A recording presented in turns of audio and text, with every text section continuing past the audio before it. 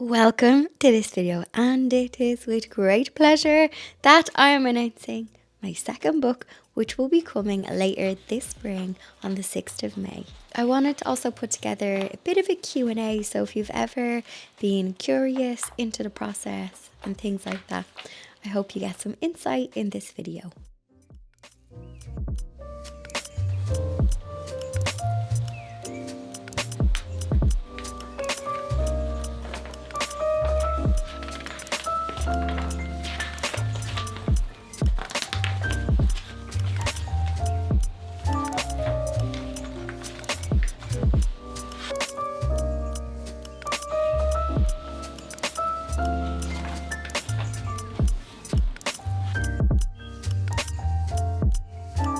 First of all, I don't know if this is the right camera lens because I feel quite zoomed in, but I'm actually quite distant from you, and I'm in the greenhouse and it's raining outside, so I hope the sound is okay. Microphone gods, be good to me. Let me grab my coffee. But I can't believe I'm announcing this. I can't believe I actually have one, but book number 2 is here, and I wanted to have the real book chats. I've been trying to film a nice little zhuzhy reel to announce the book, and my expectations, I had all this creative pressure on myself, but I'm like, the book will just speak for itself. I do want to have some book chats with you because sometimes I saved a couple of questions that do be in the comment section from the past couple of months.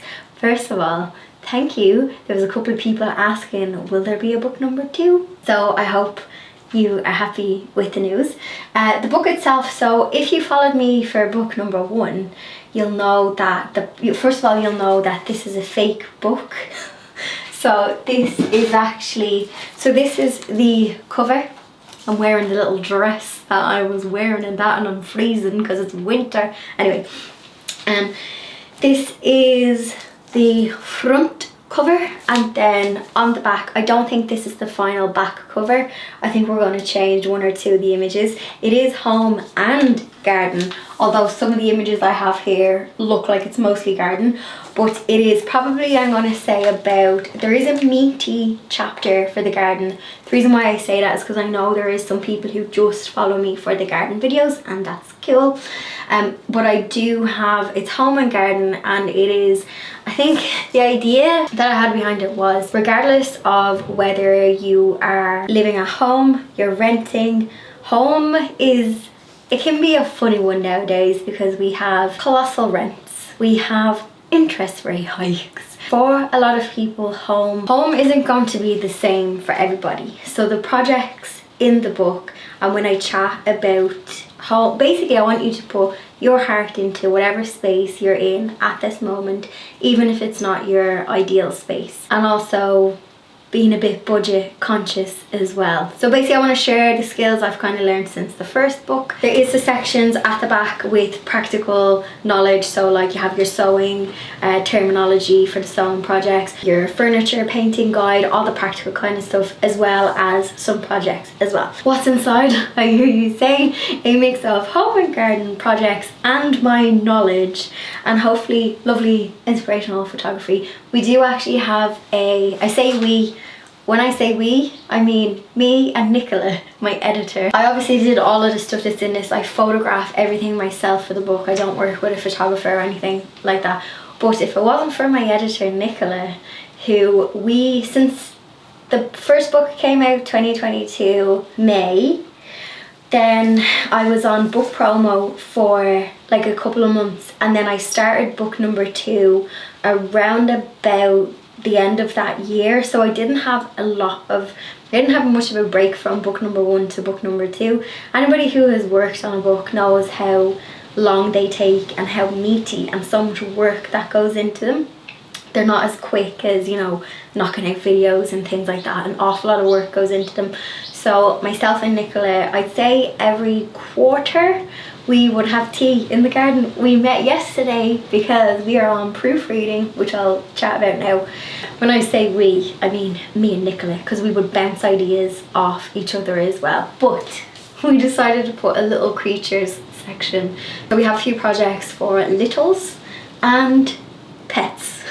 So yeah, I tried to cover all areas in the home. So we done it this way. We've done it in like kitchen, living room, garden, bedroom. Whereas the first book, we had it in like sewing, garden, furniture upcycles. We had it kind of done per skill. I've done this book per room. So I want someone to pick this up. First of all, I wanted it to be visually nice and appealing and nice to look at and flicking, because I do love, like, I love photography, but my pictures just get lost on the internet. I feel like not that there's not an appreciation for photography anymore, but with Instagram and all those places going very video heavy, I feel like my photos just, they don't get, I want to say it, they don't get the appreciation they deserve. But when you see your photography printed in a book, oh, nothing beats it, nothing beats it. I have to be conscious not to waffle and get all the points in. When is this book out? This book will be out the 6th of May for UK and Ireland. I don't have a date for overseas. Signed copies. Listen and listen closely, my friends. Because there was a demand for signed overseas copies for the first book, we're now sold out of signed copies for the first one. I will try and get some more. So for this book, signed copies will come from Eason's and Bookstation. If you are overseas and you pre-order with Eason's and Bookstation, you will get it. It will ship out on the 6th of May to you.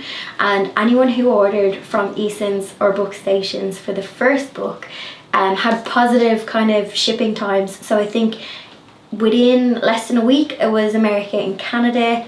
Within about 2-3 days was the UK. Ireland was kind of next day delivery.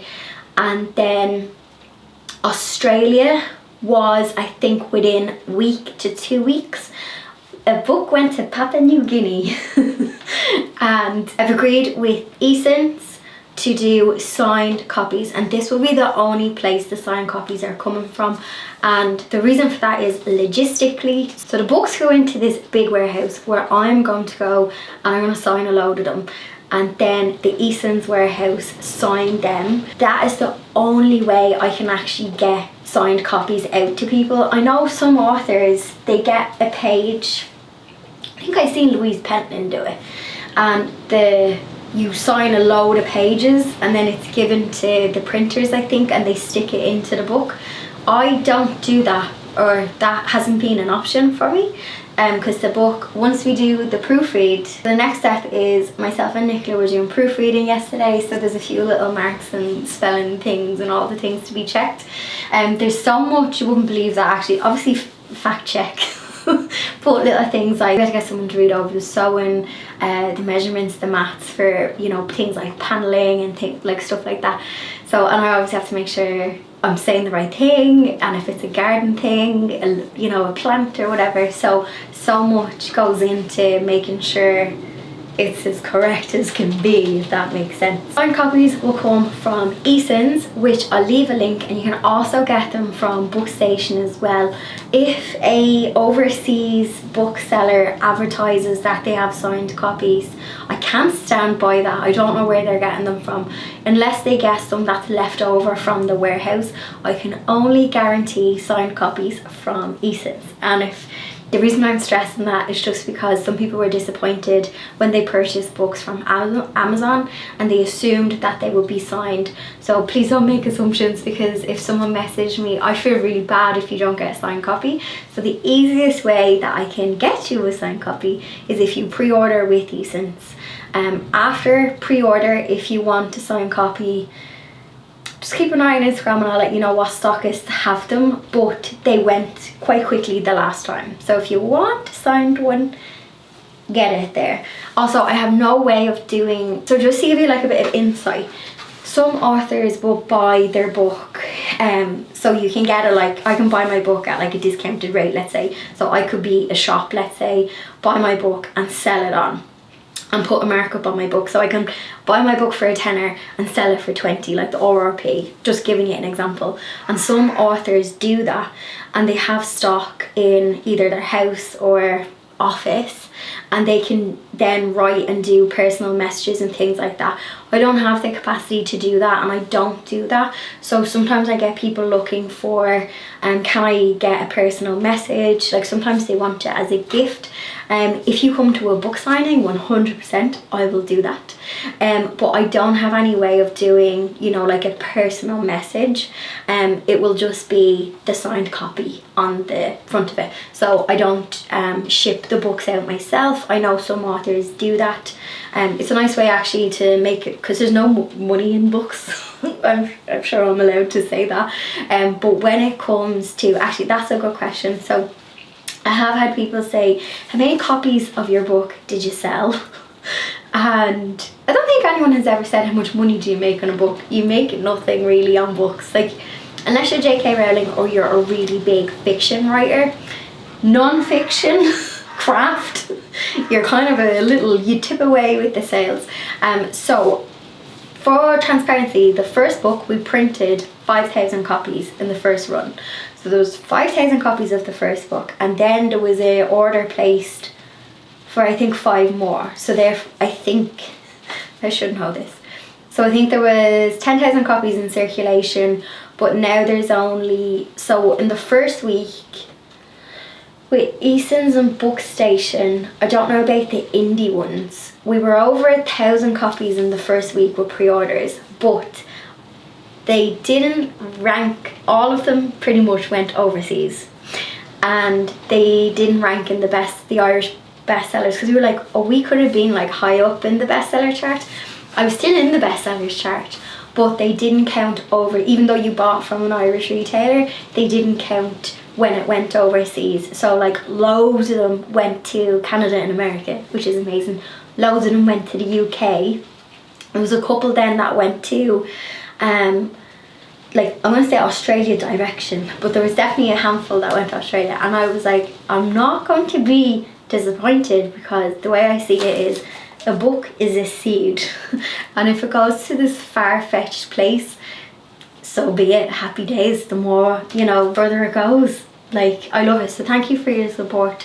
Obviously a lot did sell in Ireland, but majority of them went overseas. And even last year, I recently got, like, you get book royalties once a year.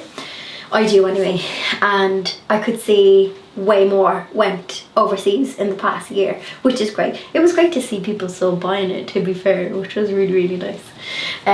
So for this book, I think we're printing 7,000 copies, and that includes international. So what will happen is, I think the 7,000 will come into Ireland, and then it will be broken up, and my little shipment piggybacks on a bigger one. I can't wait to go to the warehouse. I have to get my forklift license so that they let me go on the forklift this time. So yeah, now what might happen is, where the book gets printed, they may send the international ones separate, so that international distributors get them quicker. So a lot of people, the feedback for the first book was that they had to wait. So if you were in America, Canada, Australia, I know there's other places, rest of the world, but I'm just picking the ones that were the most common. They were kind of saying, why do we have to wait until July, I think, when it came out in Ireland in May? And that is because of shipping timelines, because the book came into Ireland and then is shipped off. And for like costs and being economical, it goes on a ship. The book does not get flown because it's way too expensive, and we want to keep the cost of the book down as well. Another thing I managed to sneak into this book is, I think I managed to haggle 10 extra pages. So we did have to thin out on the book. I was packing as much into this as I possibly could, but the word count, the big juicy images and everything, they cost money. So there was that balance of, we don't want the book to be too expensive, but I also want to pack a punch. There's so many images that didn't make it in, but all of the juicy, we've got a nice 50,000 worder here. So I think the first book was maybe 190 something pages. I think we're 210, so that does impact on the cost of production. So I don't think we've managed to like keep the book at a reasonable price, but I also managed to get you in 10 extra pages. Oh, even if I sold all of the 10,000 copies of the first book and all of the copies of the second book, so you have to, I say this without sounding like an asshole, I feel like I'm in a privileged position to write a book because I don't rely on my income from books to live off, if that makes sense. And if you are thinking of becoming an author, a lot of authors will have other jobs. So some authors will, make money from, I hope that rain isn't too annoying. If anything, it's relaxing. A lot of authors will do like public speaking things, and obviously they can be paid. A lot of them have actual day jobs. Some of them have other creative jobs, like they might be graphic designers, things like that. For me, I do like client work. I have YouTube as well. If I didn't have those things, I would not be able to do a book, because I treat books like hobbies, as in I still worked my full week and then I did this like 2 hours in the morning, 2 hours in the evening type thing. So I think some people make assumptions that, oh, you're an author, and you begin to tell you sometimes you must be rich, and it's like, no, they're the two jobs that pay me the least amount of money in the things that I do to make money. So just to give you a little bit of insight, you've probably heard authors saying that before as well, but here is my phrase, and here is something that I have learned from the first book. So if you want to get rich, don't write a book, but if you want to enrich your life, then write a book. Because one of the things first of all, I have a really sound publisher, and I know some authors can have like issues with their publisher. I love mine, and I love the people who work with the publisher. So like Nicola, my editor, if I had a mean editor, I would not write a book. We have so much fun, and we drink tea and we eat cake and we get creative.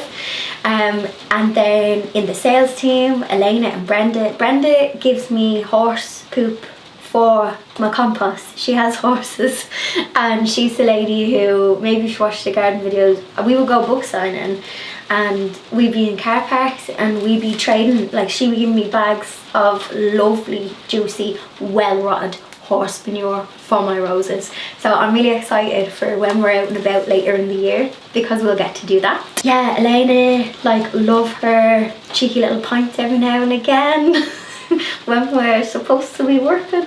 Well, no, it was just after book signings. Little pint. And then Ruth and the girls in the marketing team and the PR and trying to get like the book out, heard, known in places. So there is a village that goes into the whole system. If you are thinking of doing a book, and obviously you've got self-publish versus like publish with a publisher. Does that make sense? If you're thinking of self-publishing, you make way more money self-publishing, but you then have to put up the upfront costs of, you have to do all of your printing, shipping, organising, all of that, your marketing, your PR. But me personally, I love being with a publisher because I don't have the capacity. If I was sitting here like parceling, wrapping up books and posting them off and doing all the logistics and trying to get in bookshops and things like that, I wouldn't be able to do all of the other things that I do. So I hope that is a bit insightful for you. What else have I left out? I have a few notes here. Book signings. Now, another learn from book number 1 is you guys are all spread out everywhere. I love it. It's like literally every little, if we were to light everyone up on a map who watches the channel or who bought my book, it would be like global. So when it comes to book signings, I think we're going to do something nice in Dublin with, well, it's not finalised, so I don't want to say, but definitely one kind of, we're thinking like an event, whether it's like a demo or we get people involved. It might be a free ticket, it'll be a ticketed event but free. And then I wanted to do some sort of event, maybe like a small thing. where you guys could come, and then it's a book signing, or maybe like Q&A, so I can have like a nice intimate chat with people. But the first book, I remember thinking I would love to go somewhere like international. My memory card is on the way out. I have to delete stuff, so let's keep this quick. I really wanted to go international. I think my expectations were too high, and the reality, what as my therapist says, there is expectations, it's the thing in the middle is your disappointment. Reality and your expectations, and the gap in the middle is where is disappointment. But I did want to be like, I want to go to America and I want to do a book signing. I have no plans to do anything like that this time, because I feel like not a lot of authors get to go on book signing world tours unless you're like one of the big names or whatever. I personally can't fund sending myself to America to go sign books, and also with everybody being spread out, I did price it up. If I could like fly into Canada and go down, it was in the tens of thousands when I was pricing it up between flights, accommodation, even staying in random places, and I don't have the manpower to try and get it sponsored. So no, I have no plans on doing any book signings international. I will try and sign as many copies in the warehouse. We'll do something in Dublin, and then I will try and get around to a couple of other spots in Ireland. But I also need to be realistic, because the last time I was like, I want to go to loads of places, and then you realise like not many people show up. Tiny violin. So you're like, oh no, what's the point? But that's why I think I'd like to do an event or something, because then people who really want to come will come. And then yeah, we can, yeah, instead of just going to random places. So no, I have no plans for an international book tour. I don't sell, you'd have to sell probably 70,000 compared to 7,000 copies yeah, my publisher won't send me over tears, I'm sorry. Who knows, maybe one day, maybe for something else, you never know. If I'm out that direction, I'll let you know and we'll try and organise something, but for now I have no plans. My expectations are a bit more realistic this time. I think that is everything, and if you do go ahead and make a pre-order, thank you so much. When it's just a surreal feeling when you are like in the warehouse. Even when I was in Eason's and the girls were starting to pack up the books and they were getting ready to post them. Eason's were so quick. People who pre-ordered in Ireland got it on the day of release. So the book came out the Friday and people got it on either the Thursday or they were getting them on the Friday morning. But I know the pre-order went out a little earlier. But I got really emotional. I'm not going to get emotional now. I've got to try not to. But I remember getting really emotional because people were just tagging me getting their books, like getting my book in their house in a brown thing. And I just was like, I remember chatting to Karen because I was going, I think, book signing that day, like just to see who had it. I said I wouldn't cry. Stop it, blink it out. It's just a weird feeling, but thank you for the support. I really appreciate it. And if you don't buy the book, don't worry, maybe you can't afford it, that's totally fine. Ask your library, because I remember people messaging me from like Wyoming or something, being like, girl, there's 4 copies in our library and they're all gone. And I was like, 4 copies? And they're all out on Lend. And I was like, I love it. So there's ways around it. As for competitions and giveaways, because of the scammers, my regular viewers will know, I always try and dodge the scammers, but never ever, if a strange account messages you and is like, I'm giving away books, blah blah blah, it's not me. I will never reach out to you with an unsolicited, you've won a book but give me €50 for shipping, and then they take all your bank details. We do not do anything like that. If Eason's does a book competition, or if we do one like with the publisher, I will let you know, but it will only ever come from this YouTube channel and my one Instagram. The scammers be scamming. So yeah, I have no plans. There won't be any initial giveaways, but I will get some extra copies throughout the year, and put them aside for little secret giveaways, but I'll announce them in YouTube videos. We did a secret giveaway before and I don't think the scammers managed to cop onto us. We have to be very stealthy, so I'll do a secret giveaway in some of the videos, but just for the launch and everything I won't do anything my end. So if someone contacts you saying you've won something, they be scamming you, say report them. No, don't hand over. I will never ask you for bank details, okay? Okay. On that note, before my memory card runs out, thank you for your continued support, because if you didn't watch these YouTube videos, I wouldn't be able to do fun things like this. I'll leave a link to Eason's and Bookstation. It will be available in other retailers like Barnes and Noble and all of that good stuff, but for the guaranteed signed copies it will be Eason's and Bookstation's. They're the only two Irish retailers that I know of that ship internationally, and their warehouses are really close to me where I live, so it's handy for me to get over to them. I think there's another Irish retailer in Galway that ships international. That's 3 hours away. Anyway, thank you for your continued support. Cheeky thumbs up. If you're new, welcome. I do have some other videos, not me waffling on about a book, and I'll see you in Thursday's video.